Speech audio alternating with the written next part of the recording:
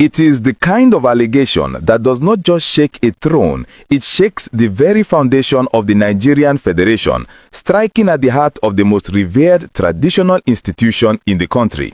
The headline you saw is not a whisper from the rumor mill. It is a thunderous open indictment from an international observer, Mike Arnold, who has publicly named the Sultan of Sokoto, His Eminence Alhaji Saad Abubakar III, as a suspected sponsor or direct beneficiary of the terrorism ravaging northern Nigeria. Today, Saturday, December 6, 2025, we are breaking down this explosive dossier that has set the diplomatic and intelligence circles on fire. We are looking at the specific, damning checklist of innocence that Arnold has challenged the Sultan to meet, and we are connecting the dots between the Sultan's mysterious military past in Pakistan and the current Lakurawa invasion that is swallowing his domain. To understand the gravity of this moment, you have to realize that Mike Arnold is not just throwing stones, he is launching a precision missile at the credibility of the spiritual leader of Nigeria's 100 million Muslims. In a statement that has gone viral, Arnold argued that if the Sultan is truly innocent of the bloodshed happening under his watch, if he is not complicit in the slaughter of Christians and innocent villagers, he can prove it easily by taking specific actionable steps. But Arnold's conclusion is chilling. In my humble opinion, his continued refusal to do so points to his guilt. This is a direct accusation of tacit approval of genocide.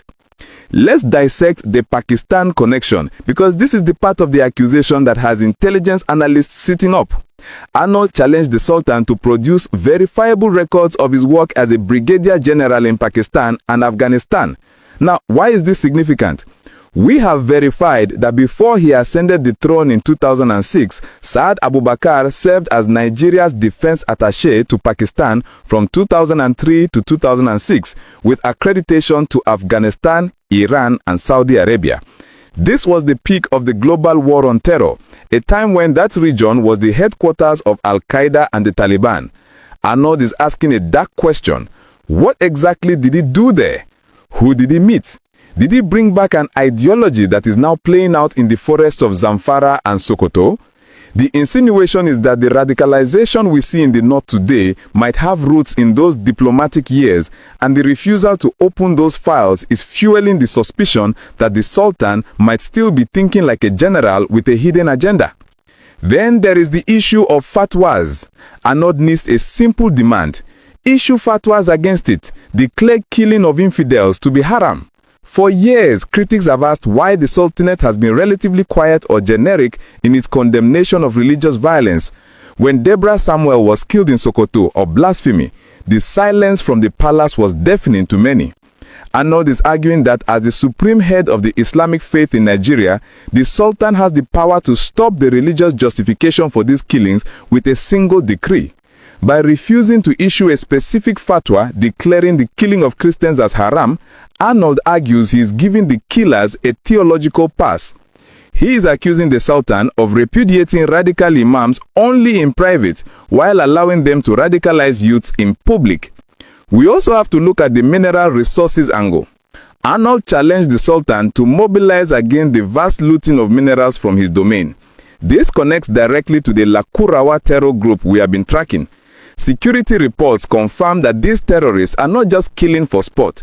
They are securing illegal gold mining sites in Zamfara and Sokoto. The northern governors recently called for a ban on mining, but Arnold's point is sharper.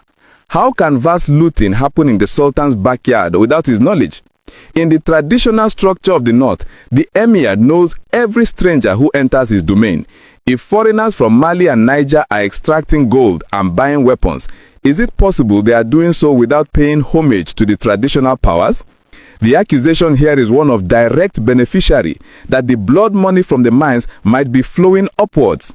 This allegation comes at a time when the Sultan has been presenting himself as a peacemaker, advocating for the release of Nnamdi Kanu and praising activists like Somore. But Arnold's statement suggests this peace-building image is a mask. He accuses the Sultan of showing not even a hint of moral outrage for the atrocities committed against the innocent. He paints a picture of a leader who is comfortable dining with presidents in Abuja while his own people are slaughtered by Lakurawa and bandits in the villages. The recent invasion of villages in Tangaza and Gudu, where terrorists imposed their own government and collected taxes, happened just kilometers from the Sultan's palace. How does a former brigadier general allow a foreign army to occupy his land unless he is complicit or compromised? The Lakurawa factor is particularly damning. Reports indicate that this group was initially invited by local leaders in 2017 to fight bandits.